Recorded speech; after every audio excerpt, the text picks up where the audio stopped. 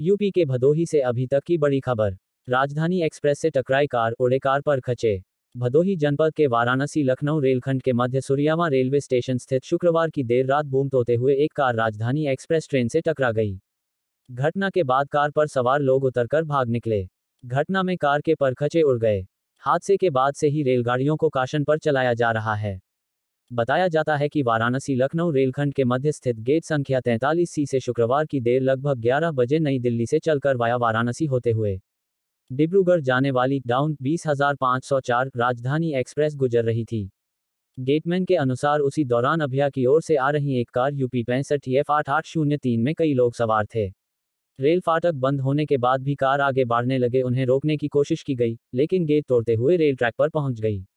इसी दौरान गुजर रही ट्रेन की चपेट में आने से कार के पूरे परखचे उड़ गए।